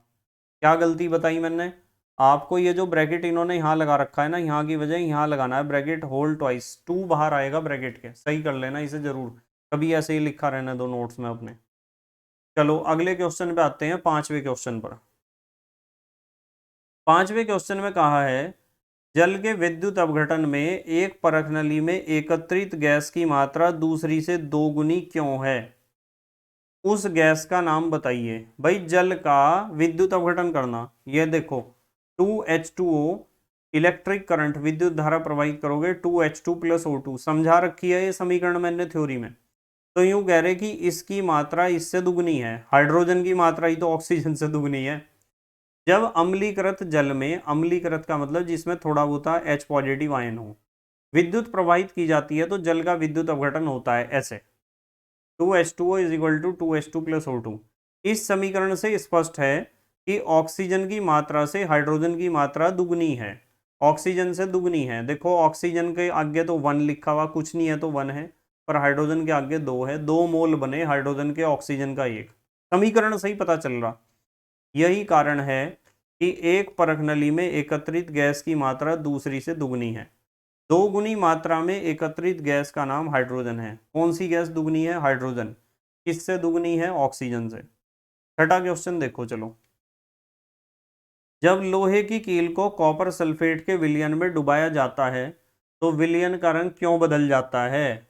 यह क्वेश्चन भी कई बार आ गया हमारे पास, इसलिए बदल जाता है। ये तो लोहे की कील है आयरन, कॉपर सल्फेट, फिर इन्होंने ब्रैकेट अलग जगह लगाया, CuSO4 का whole twice, copper sulphate, CuSO4 बनेगा, होल ट्वाइस लिखने की जरूरत नहीं है। जो मैं बता रहा हूं करेक्शन कर लेना, यहां ब्रैकेट लगाने की जरूरत नहीं है बिल्कुल भी, ये इक्वेशन मैंने आपको समझाई थी। ये है copper sulphate CuSO4, Fe copper के ऊपर अटैक करके उसे हटा देगा उसकी जगह से, और FeSO4 बन जाएगा। यहां भी तो सही लिखा है इन्होंने FeSO4, और ये कॉपर। जो जो करेक्शन में करने के लिए कह रहा हूं उसे नोट्स में कर लेना जरूर, ठीक है। अब देखो जरा ध्यान से, क्या हुआ कि जब लोहे की कील को कॉपर सल्फेट के विलयन में डुबाया गया, होल ट्वाइस लिखने की जरूरत नहीं, CuSO4 होता है कॉपर सल्फेट का फार्मूला। तो ये एक प्रतिस्थापन अभिक्रिया, फेरस सल्फेट बनने के कारण रंग गायब हो जाता है। कॉपर सल्फेट का रंग तो होता है नीला, पर फेरस सल्फेट का रंग लगभग हरा होगा या फिर नीला नहीं होगा। तो यहां उत्तर में लिखोगे जब लोहे की कील को कॉपर सल्फेट के विलयन में डुबाया जाता है तो लोहे द्वारा कॉपर के विस्थापन के कारण लोहे का सल्फेट का निर्माण होता है, जिसे फेरस सल्फेट कहोगे आप। लोहो सल्फेट को आप फेरस सल्फेट कहोगे। कॉपर की मात्रा कम हो जाने से विलयन का रंग हल्का होने लगता है तथा फेरस सल्फेट के बनने से नीले रंग में हरा रंग मिलने से रंग बदल जाता है। ठीक है, नीला नहीं रहने का, नीला रंग तो कॉपर सल्फेट का ही होता है। आते हैं 7वें क्वेश्चन पर। 7वां क्वेश्चन है द्विविस्थापन अभिक्रिया का एक उदाहरण दीजिए। भाई द्विविस्थापन अभिक्रिया तो बता दोगे आप, ये वाला उदाहरण लिखने की जरूरत नहीं है। द्विविस्थापन में आसान सा उदाहरण लिखियो, ये वाला लिख देना, NaCl प्लस AgNO3, ये लिख देना आप उदाहरण। द्विविस्थापन अभिक्रिया को उभय अपघटन अभिक्रिया भी कहते हैं।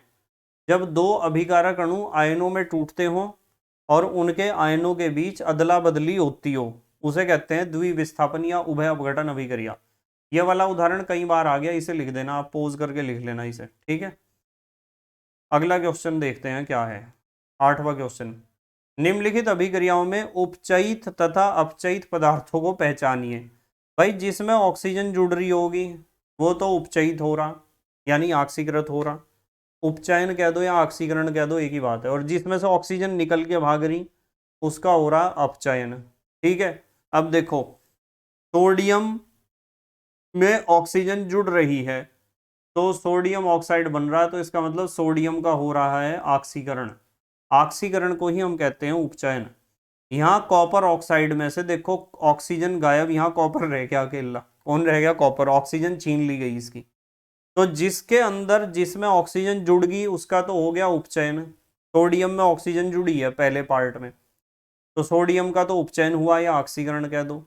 और कॉपर ऑक्साइड में से ऑक्सीजन छीन ली तो हम कहेंगे कॉपर ऑक्साइड का कॉपर में क्या हुआ? अपचयन। क्या हुआ? अपचयन। इस तरह लिखना है उत्तर इसका। देखो नीचे उत्तर लिखा हुआ है संकेत में, देखो ये रहा संकेत। संकेत में देखो नंबर 1 सोडियम Na2O में उपचयित होता है। यहाँ कोमा लगना चाहिए था, कोमा, यहाँ कोमा लगा लेना। सोडियम सोडियम ऑक्साइड में उपचयित होता है, ऑक्सीजन अपचयित होती है। कॉपर ऑक्साइड कॉपर में अपचयित होता है, जबकि हाइड्रोजन का H2O में उपचयित होता है। हाइड्रोजन H2, देखो मैं समझा देता हूँ, कंफ्यूजन हो रहा होगा आपको। मैं इस चीज को समझा देता हूँ आपको। ऊपर ही देखो इन्होंने दो दो चीज एक साथ ली ना, इसलिए कंफ्यूजन हो रहा है आपको। देखो सोडियम में तो ऑक्सीजन जुड़ा है, ऑक्सीजन जुड़ा है सोडियम में, तो मैं कहूंगा कि सोडियम का क्या हुआ? सोडियम का हुआ ऑक्सीकरण या उपचयन कह दो। और ऑक्सीजन में धातु जुड़ी तो ऑक्सीजन का आप कह सकते हो कि अपचयन हुआ है, रिडक्शन। वैसे ही इसे कहने की जरूरत नहीं है, आप सिर्फ यूं बताओ कि सोडियम में ऑक्सीजन जुड़ी है तो सोडियम का ऑक्सीकरण हुआ है। ऑक्सीकरण या उपचयन एक ही चीज होती है, ध्यान रखना। सोडियम का ऑक्सीकरण हुआ सोडियम ऑक्साइड में क्योंकि ऑक्सीजन जुड़ी है। कॉपर ऑक्साइड का अपचयन हुआ है कॉपर में। किसका अपचयन हुआ? यहाँ हालांकि पता चल रहा कि हाइड्रोजन में ऑक्सीजन जुड़ी है तो हाइड्रोजन का हम कह सकते हैं ऑक्सीकरण हुआ है H2O या उपचयन हुआ है H2O। ठीक है, ये बातें लिख रखी इन्होंने दोनों चीज। तो ये तो हो गए हमारे एनसीईआरटी के पाठगत प्रश्न जो पाठ के बीच बीच में क्वेश्चन देते हैं। अब आते हैं एनसीईआरटी के एक्सरसाइज पे।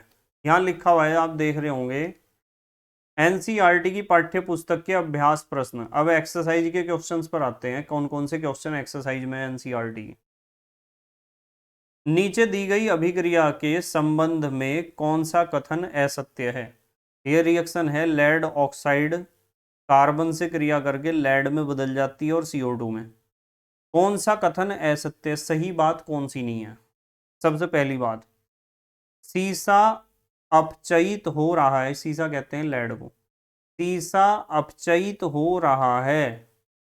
भाई सीसा नहीं अपचयित हो रहा, सीसा तो पीबी को कहते हैं, पीबी थोड़ा ही अपचयित हो रहा, PbO हो रहा अपचयित, लेड ऑक्साइड अपचयित हो रहा। तो ये कथन तो, ये तो गलत है भाई, ये तो असत्य है। इन्होंने पूछा था कौन सा कथन असत्य है, पहला निकल गया असत्य। सीसा थोड़ा ही अपचयित हो रहा, शीशे का ऑक्साइड हो रहा अपचयित शीशे में। कार्बन डाइऑक्साइड उपचयित हो रहा है। कार्बन डाइऑक्साइड नहीं, कार्बन, कार्बन CO2 में बदल रहा तो कार्बन का उपचयन हो रहा, ना कि कार्बन डाइऑक्साइड का, ये भी गलत है। कार्बन उपचयित हो रहा है, हाँ कार्बन का उपचयन हो रहा CO2 में। उपचयन माने ऑक्सीकरण, कार्बन में ऑक्सीजन जुड़ रही है, ये तो सही है। लेड ऑक्साइड अपचयित हो रहा है, हाँ लेड ऑक्साइड का अपचयन हो रहा है लेड में, ये भी बिल्कुल सही है। तो इन्होंने पूछा था कि कौन से गलत हैं, ये दोनों गलत हैं, A और B, ये गलत है। तो उत्तर हमारा इन्होंने कहा A एवं B। ठीक है, यही सही है भाई। फिर इन्होंने पूछा था, देखो दोबारा रिपीट कर रहे, कभी आप कंफ्यूज हो रहे हो। इन्होंने हमारे से पूछा था कि कौन सा कथन असत्य है, ये और ये है असत्य। तो हमारा पहला ही तो ऑप्शन सही होगा, A और B असत्य है। ठीक है, पहला ही ऑप्शन सही है। संकेत देखो यहाँ, A और B दोनों कथन असत्य हैं, अतः उत्तर एक सही है। उत्तर एक क्या है? सही। चलो अगला क्वेश्चन देखते हैं क्या है। सेकंड पार्ट, सेकंड पार्ट में कहा है Fe2O3 plus 2Al is equal to Al2O3 plus 2Fe। ऊपर दी गई अभिक्रिया किस प्रकार की है? कौन सी अभिक्रिया है? साफ बात है यहाँ एल्यूमिनियम आयरन को उसकी जगह से हटा रहा है। देखो 2 Fe थे, यहाँ 2 एल्यूमिनियम आ गए ऑक्सीजन के साथ। तो ऐसी अभिक्रिया को हम कहते हैं प्रतिस्थापन अभिक्रिया या विस्थापन अभिक्रिया। देख लो कहाँ है ये रही, डी, विस्थापन अभिक्रिया है ये। एल्यूमिनियम लोहे को उसके स्थान से विस्थापित कर रहा है, तो विस्थापन अभिक्रिया है। उत्तर यहाँ लिखा हुआ आपको दिखाई दे रहा होगा संकेत में, डी, विस्थापन अभिक्रिया है। तीसरा क्वेश्चन देखो क्या है। तीसरे क्वेश्चन में कहा लोहे के चूर्ण पर तनु HCl हाइड्रोक्लोरिक अम्ल डालने से क्या होता है? सही उत्तर पर निशान लगाइए। लोहे के चूर्ण पर तनु HCl हाइड्रोक्लोरिक अम्ल, ठीक है, देखो ऐसे होता है। यह है लोहे का चूर्ण Fe और HCl, तो HCl के 2 अणु लेंगे, होगा क्या, ये Fe हाइड्रोजन को हटा देगा उसकी जगह से, और जब हाइड्रोजन को हटा देगा तो यहाँ बनेगा FeCl2 ferric chloride, ferrous chloride plus दोनों H हट जाएंगे तो हाइड्रोजन गैस बनेगी। कौन सी गैस बनेगी? Hydrogen gas. लोहे का क्लोराइड बनेगा और हाइड्रोजन गैस बनेगी। यानी Fe तो ये है लोहो चूर्ण, लोहे का चूर्ण, और तनु HCl है तनु हाइड्रोक्लोरिक अम्ल। तो Fe हाइड्रोजन के दोनों परमाणुओं को हटा देगा, क्योंकि इसकी संयोजकता 2 है, इसलिए इसने दोनों हाइड्रोजन को हटाया और आयरन का क्लोराइड बना और हाइड्रोजन गैस बनी। देखो कौन सा उत्तर है, ए देखो क्या है, हाइड्रोजन गैस एवं आयरन क्लोराइड बनता है। हाइड्रोजन गैस बनी, ये बनी हाइड्रोजन गैस देखो, और लोहे का क्लोराइड बना। तो पहला ही उत्तर सही है हमारा। संकेत में भी देख लो इन्होंने पहला ही दे रखा उत्तर, ठीक है। चलो अगला क्वेश्चन देखते हैं क्या है। अगला question, fourth question. Fourth question में इन्होंने कहा संतुलित रासायनिक समीकरण क्या है? रासायनिक समीकरण को संतुलित करना क्यों आवश्यक है? ये तो बता रखा है मैंने आपको, इसे तो पढ़ लेना आप। उसके बाद 5वें क्वेश्चन पे संतुलित रासायनिक समीकरण तो पता है ना, जिसमें हर एक तत्व के परमाणु दोनों तरफ बराबर हों, बाईं तरफ भी और दाईं तरफ भी। निम्नलिखित कथनों को रासायनिक समीकरण के रूप में परिवर्तित कर उन्हें संतुलित कीजिए। नाइट्रोजन हाइड्रोजन गैस से संयोग करके अमोनिया बनाती है। नाइट्रोजन हाइड्रोजन से संयोग करके क्या बनाती है? अमोनिया। सिखा रखी है ये समीकरणें सारी। देखो नीचे देखो उत्तर, ए नाइट्रोजन हाइड्रोजन से क्रिया करके अमोनिया बनाती है, यहाँ नाइट्रोजन लिखेंगे, यहाँ H2 लिखेंगे, यहाँ अमोनिया, और फिर संतुलित करने के लिए यहाँ 3 और 2 लिखा है हमने बैलेंस करने के लिए। ये हो गया हमारा इसका ए पार्ट। उसके बाद बी पार्ट पे आ जाओ। बी में कहा है, ऊपर देखो, हाइड्रोजन सल्फाइड गैस का वायु में दहन होने पर जल एवं सल्फर डाइऑक्साइड बनता है। हाइड्रोजन सल्फाइड गैस है H2S, हवा में जलाओगे तो ऑक्सीजन के साथ इसका रिएक्शन कराओगे, ठीक है। इन्होंने कहा जल बनता है और सल्फर डाइऑक्साइड, H2O लिख देंगे और SO2। फिर बैलेंस करने के लिए ये 2 3 2 2 लिखेंगे हम बैलेंस करने के लिए। बैलेंस करने का तरीका मैंने आपको बता रखा है कि पहले सबसे ज्यादा परमाणु देख लियो कौन से तत्व के हैं। सी, एल्यूमिनियम सल्फेट के साथ अभिक्रिया करके बेरियम क्लोराइड, एल्यूमिनियम क्लोराइड एवं बेरियम सल्फेट का अवक्षेप बनाता है। कई बार आ गया रिएक्शन, देखो सीन देखो नीचे उत्तर, बेरियम क्लोराइड Al2SO4 का whole thrice is equal to BaSO4 plus AlCl3। कई बार आ गया। इस क्वेश्चन को बिल्कुल पक्का करके जाना है आपको। डी में आ जाओ, डी पार्ट। पोटेशियम धातु जल के साथ अभिक्रिया करके पोटेशियम हाइड्रोक्साइड एवं हाइड्रोजन गैस देती है। पोटेशियम क्रिया करती है जल के साथ, पोटेशियम हाइड्रोक्साइड बनेगा और हाइड्रोजन गैस। इस रिएक्शन को ऐसे सीख सकते हो आप। देखो पोटेशियम है, ये लिख लिया पोटेशियम, और किसके साथ क्रिया करनी? जल के साथ, ये लिख लिया। जल को आप ऐसे लिख सकते हो HOH, ठीक है। अब यहाँ जो है रिएक्शन जब भी होगी तो ये पोटेशियम हाइड्रोजन के ऊपर अटैक करता है, जैसा लोहा करता है अटैक, हाइड्रोजन को हटा देता है उसकी जगह से। जब हटाएगा तो अपने आप आ जाएगा हाइड्रोजन की जगह KOH, पोटेशियम हाइड्रोक्साइड, और H को अकेला तो निकाल नहीं सकते आप इस तरह H, ये तो कुछ भी नहीं होता, इसलिए हम 2 तो ले लेते हैं K और 2 ले लेते हैं HOH। तो उससे फायदा ये होता है कि ये यहाँ से दोनों हाइड्रोजन हटाएंगे, एक एक के ई से हटा देगा और एक के ई से हटा देगा। तो यहाँ लिखेंगे KOH दो लिख दो बस यहाँ, या तो 2 बार KOH लिखो या 2 KOH लिखो। और ये कौन सी गैस निकली, H और H H2। अब ठीक है, तो इसलिए यहाँ K एक ना लिख के 2 लिखे, देखो नीचे 2K, और 2 H2O लिख के 2 H2O, नहीं तो एक H2O हम लिख देते। यदि एक H2O लिखते तो समीकरण कैसे लिखी जाती, देखो मैं बताता हूँ आपको। आप ऐसे लिख सकते थे K plus HOH is equal to K, इस हाइड्रोजन को हटाता है इसकी जगह से, KOH बनता है, इसमें तो कोई दिक्कत नहीं, ये तो हजम हो रही बात, प्लस H जो अलग हुआ है बेघर, उसे ऐसे लिखते हैं आप हाफ H2, ऐसे लिखते हैं हाफ H2। ये भी बिल्कुल सही है अपने आप में, बिल्कुल सही है, चाहे आप ऐसे लिख आओ, आपकी मर्जी है, ठीक है। अब आते हैं नेक्स्ट क्वेश्चन नंबर 6 पर। छठा क्वेश्चन है संतुलित करने वाला, ये सिखा रखे आपको पहले से ही मैंने। निम्नलिखित रासायनिक समीकरणों को संतुलित कीजिए। इन्हें सबको संतुलित करके, ये उत्तर है नीचे लिखे हुए, इनमें से बहुत सारी मैंने संतुलित आपको करा दी जो पहले मैंने क्वेश्चन कराए थे, ठीक है। इसकी प्रैक्टिस कर लेना आप अपने आप संतुलित करने की। सबसे पहले उस तत्व को उठाना चाहिए जिसके परमाणु सबसे ज्यादा हों, और ऐसा ही ये वाला क्वेश्चन है। निम्न अभिक्रियाओं के संतुलित रासायनिक समीकरण लिखिए। कैल्शियम हाइड्रोक्साइड ये लिख दिया, कार्बन डाइऑक्साइड ये लिख दिया, कैल्शियम कार्बोनेट बना और जल बना। इन्हें पहले लिख लो और फिर संतुलित कर लो। ये भी मैंने ज़्यादातर आपको करवाई दी है पहले वाले क्वेश्चन में, एनसीईआरटी से पहले जो कराए थे, इनकी भी प्रैक्टिस कर लेना, उत्तर है आपके पास। 8वें क्वेश्चन पे आते हैं। निम्न अभिक्रियाओं के लिए संतुलित रासायनिक समीकरण लिखिए, प्रत्येक अभिक्रिया का प्रकार बताइए। भाई संतुलित रासायनिक समीकरण तो आप लिख दोगे, पोटेशियम ब्रोमाइड है वो लिख दिया, इसे तो आप लिख दोगे। संतुलित रासायनिक समीकरण फिर ये यूं कह रहे कि इसका नाम भी बताओ। जैसे इस रिएक्शन को देखो आप, ये रिएक्शन देखो, ये है 2KBr plus BaI2 is equal to 2Ki plus BaBr2। इस रिएक्शन में आपको साफ नजर आ रहा कि दो अभिकारक हैं, ये और ये, दोनों में आयनों की अदला बदली हो रही। देखो K के पास Br नहीं रहा, K के पास आ गया I जो इसका था आयन, तो अदला बदली हो रही। तो आप इसे कहोगे उभय अपघटन, या फिर आप इसे द्विविस्थापन भी कह सकते हो। देखो नीचे दे रखा है द्विविस्थापन, मैंने बंद करा दी इसे अभी गोले में, इस तरीके से। यहां दूसरे में देखो, इन्होंने दूसरे में कहा था कि जिंक कार्बोनेट जिंक ऑक्साइड और कार्बन डाइऑक्साइड में टूटता है। जिंक कार्बोनेट जिंक ऑक्साइड और कार्बन डाइऑक्साइड में टूटता है, तो दो हिस्सों में टूट रहा है, तो इस अभिक्रिया को आप कहोगे ऊष्मीय अपघटन। ये गलत दे रखा है, विस्थापन नहीं है।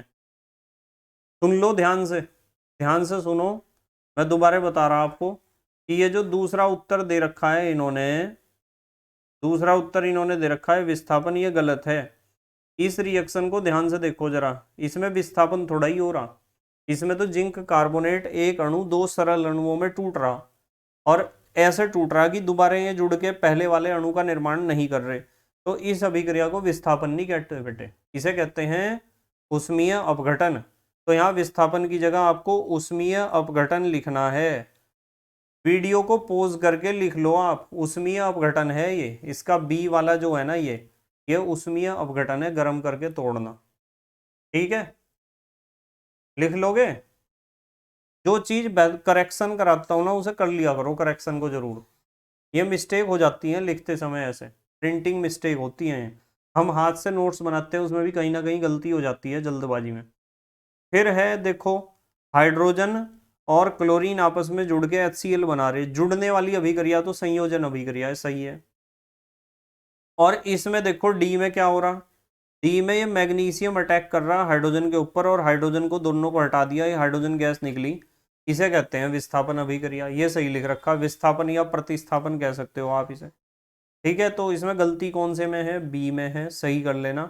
ये विस्थापन जो इन्होंने दे रखा है, इस विस्थापन की जगह आपको क्या लिखना है, इस विस्थापन की जगह आपको लिखना है उभय, वो सॉरी, विस्थापन की जगह आपको लिखना है ऊष्मीय अपघटन, ठीक है। 9वां क्वेश्चन, ऊष्माक्षेपी एवं ऊष्माशोषी अभिक्रिया क्या है, उदाहरण दीजिए। ये तो मैंने करा दिया आपको, ऊष्माक्षेपी और ऊष्माशोषी। करा दिया ना, उष्मा शोषी और उष्मा शेषी अभिक्रिया, सॉरी गलती बोलना जा रहा जरा, उष्मा शोषी और उष्मा क्षेपी अभिक्रिया, एंडोथर्मिक और एक्सोथर्मिक रिएक्शन उदाहरण सहित करा दिए। 10वां क्वेश्चन देखो, श्वसन को उष्माक्षेपी अभिक्रिया क्यों कहते हैं, वर्णन कीजिए। श्वसन क्रिया में ग्लूकोज ऑक्सीजन के साथ जलता है, जब जलेगा तो ऊर्जा निकलेगी, ऊर्जा की जगह ऊष्मा लिख सकते हो, तो श्वसन की क्रिया में ऊष्मा निकलती है, इसलिए कहते हैं ऊष्माक्षेपी अभिक्रिया श्वसन क्रिया को। ठीक है, आप देखते होगे हमारे मुंह में से गर्मी भाप निकलती है ना, जब हम सांस छोड़ते हैं तो गर्म सांस से गर्म ही तो होती है हमें। श्वसन के दौरान अंदर लिए गए ऑक्सीजन द्वारा रक्त में भोजन विघटित होता है, भोजन का मतलब ग्लूकोज, अर्थात वह उपचयित होता है, ऑक्सीजन जुड़ रही उसमें, ऑक्सीजन जुड़ रही, इस प्रक्रिया में ऊर्जा मुक्त होती है, अतः श्वसन को ऊष्माक्षेपी अभिक्रिया कहते हैं। आप इस बात को ऐसे भी लिख सकते हो कि श्वसन क्रिया में ग्लूकोज का ऑक्सीजन से दहन होता है, या ग्लूकोज को जलाया जाता है ऑक्सीजन के द्वारा, और ऑक्सीजन के द्वारा जलाने से ऊष्मा उत्पन्न होती है श्वसन क्रिया में, और ऊष्मा उत्पन्न होती है, इसलिए हम कहते हैं श्वसन को ऊष्माक्षेपी अभिक्रिया, इसलिए कहते हैं क्योंकि ग्लूकोज के जलने से ऊष्मा उत्पन्न होती है। आते हैं 11वें क्वेश्चन पर। 11वें क्वेश्चन में कहा है वियोजन अभिक्रिया को संयोजन अभिक्रिया के विपरीत क्यों कहा जाता है, इन अभिक्रियाओं के लिए समीकरण। भाई वियोजन माने टूटना, संयोजन माने जुड़ना, दोनों तो विपरीत होंगे ही, पढ़ लेना, उत्तर में यही लिखा हुआ। 12वें क्वेश्चन पे आ जाओ आप। जो क्वेश्चन मैंने पहले डिस्कस कर लिए उन्हें दोबारा हम डिस्कस नहीं करेंगे। 12वां क्वेश्चन है उन वियोजन अभिक्रियाओं का एक एक समीकरण लिखिए जिनमें ऊष्मा, प्रकाश एवं विद्युत रूप ऊर्जा प्रदान की जाती है। विद्युत रूप में ऊष्मा गर्म करके तो ये तोड़ दिया, सूर्य के प्रकाश से इसे तोड़ दिया, विद्युत धारा से इसे तोड़ दिया, लिख दिया, एक एक उदाहरण लिख दोगे। उसके बाद नेक्स्ट 13वां क्वेश्चन। 13वें क्वेश्चन में कहा है, जरा इसे सही कर लूं, 13वां क्वेश्चन।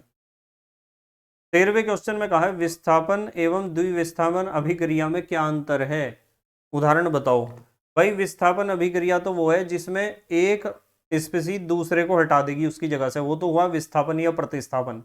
और द्विविस्थापन ये है कि दो अभिकारक अणु आयनों में टूटे और उनके बीच आयनों की अदला बदली हुई। दोनों चीज मैंने आपको सिखा रखी हैं, दोनों चीज, हालांकि एनसीईआरटी में इन दोनों को अलग अलग नहीं एक्सप्लेन कर रखा, पर यहाँ मैंने जब आपको पढ़ाया था तो दोनों चीजों को अलग अलग एक्सप्लेन कर दिया था। विस्थापन अभिक्रिया एक अलग अभिक्रिया है और द्विविस्थापन अभिक्रिया एक अलग अभिक्रिया, दोनों अलग अलग तरह की हैं। 14वें क्वेश्चन पे आते हैं। 14वें क्वेश्चन में कहा गया है सिल्वर के शोधन में सिल्वर नाइट्रेट के विलयन में सिल्वर प्राप्त करने के लिए कॉपर धातु द्वारा विस्थापन किया जाता है, इस प्रक्रिया के लिए अभिक्रिया लिखिए। कुछ भी नहीं है, सिल्वर नाइट्रेट के ऊपर कॉपर का रिएक्शन कर दो, तो यहाँ क्या होगा, कॉपर इस सिल्वर को हटा देगा उसकी जगह से, कॉपर नाइट्रेट बन जाएगा और सिल्वर आपको प्राप्त हो जाएगा। सिल्वर का शोधन कर रहे थे ना हम, ये रिएक्शन लिख के आनी है आपको बस, और कुछ नहीं, अभिक्रिया ही तो बतानी थी। उसके बाद 15वां क्वेश्चन है अवक्षेपण अभिक्रिया से आप क्या समझते हैं, उदाहरण। अवक्षेप बनने वाले जितने भी रिएक्शन हैं, देखो मैं बताता हूं, ये रिएक्शन मैंने आपको करा रखा है पहला, जिसमें भी अवक्षेप बनता है उस अभिक्रिया को अवक्षेपण अभिक्रिया कहते हैं। इसमें ये अवक्षेप बनता है, यहाँ अवक्षेप का निशान नीचे की तरफ को तीर का लगाना चाहिए, नोट्स में मैंने आपको बता रखा, ठीक है। अवक्षेप का निशान, इसमें लेड आयोडाइड का अवक्षेप बनेगा, तीर का निशान नीचे को लगाना चाहिए। अब सवाल बच्चों के दिमाग में आता है कि सर अवक्षेप का मतलब क्या है, क्या होता है ये अवक्षेप, अवक्षेप किसे कहते हैं हम। तो मैं बताता हूं, अवक्षेप का मतलब वो पदार्थ जो विलयन में अलग दिखाई देता हो उसे कहते हैं अवक्षेप। जैसे दूध है ना, एक कोलाइडी विलयन है, आप उसे गर्म करो, नींबू निचोड़ दो, या गर्म करो उसमें साटरी डाल दो, टाटरी डाल दो, या सिरका डाल दो, तो दूध फट जाएगा और पनीर उसमें अलग अलग हो जाएगा। तो दूध में जो पनीर फटने के बाद हमें अलग अलग पनीर दिखाई देता है ना, तो उसे, उस पनीर को आप अवक्षेप कहोगे। क्या कहोगे, अवक्षेप। जब भी कोई विलयन फट जाता है ना, तो उसके फटने से जो चीज हमें प्राप्त होती है वो अवक्षेप होता है। बस अवक्षेप जो विलयन में अलग दिखाई दे उसे कहते हैं अवक्षेप। अवक्षेप के बारे में कक्षा 11 और 12 में मैं ज्यादा डिटेल में एक्सप्लेन करूंगा, अगले चैप्टर्स में यदि कहीं जरूरत पड़ी तो वहां मैं बिल्कुल पोस्टमार्टम कर दूंगा अवक्षेप का। 16वें क्वेश्चन पे आ जाओ फिलहाल आप। 16वां क्वेश्चन क्या है? 16वां क्वेश्चन है ऑक्सीजन के योग या ह्रास के आधार पर निम्नलिखित पदों की व्याख्या कीजिए। बताओ उपचयन समझाया है नहीं समझाया? ऑक्सीजन का जुड़ना उपचयन है, या ऑक्सीकरण भी है इसका नाम, और अपचयन का मतलब ऑक्सीजन का अलग होना। ये दोनों चीजें पढ़ा रखी हैं, यहाँ से पढ़ लो, या नोट्स जो मैंने पहला वीडियो आपको पढ़ाया था उसमें समझा दिया था। ये अगला क्वेश्चन देखो 17वां। एक भूरे रंग के चमकदार तत्व X को वायु की उपस्थिति में गर्म करने पर वह काले रंग का हो जाता है। इस तत्व X एवं उस काले रंग के यौगिक का नाम बताइए। भूरे रंग का कॉपर है, ऑक्सीजन के साथ आप गर्म करोगे तो उसका ऑक्सीकरण हो जाएगा, कॉपर ऑक्साइड बन जाएगा जो काला है। ये रिएक्शन लिख के आनी, चाहे ऊपर की लाइन लिखो ना लिखो, आप ये रिएक्शन लिख देना जरूर बस, ठीक है। तांबा भूरे रंग का ही तो होता है, कॉपर।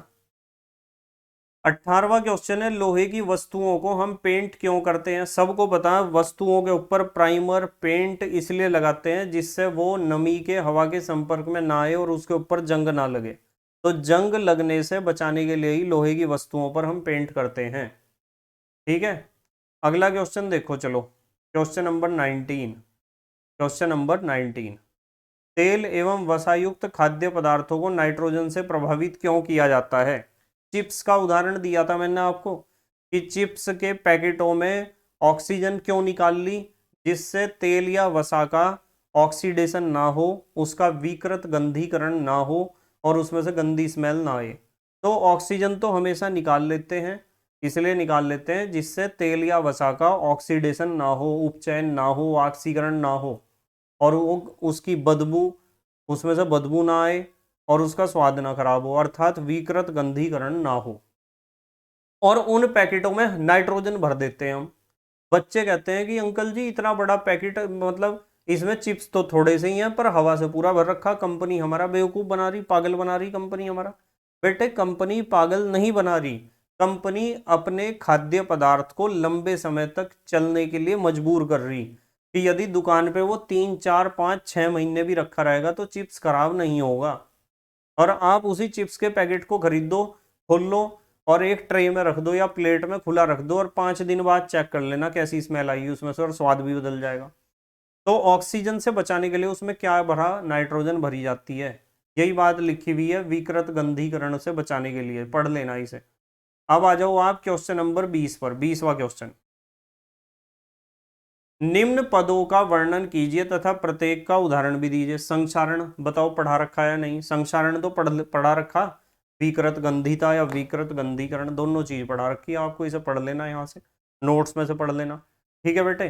तो मेरी तरफ से पहला चैप्टर कंप्लीटली कंप्लीट है, पूर्ण रूप से पूर्ण हो चुका है।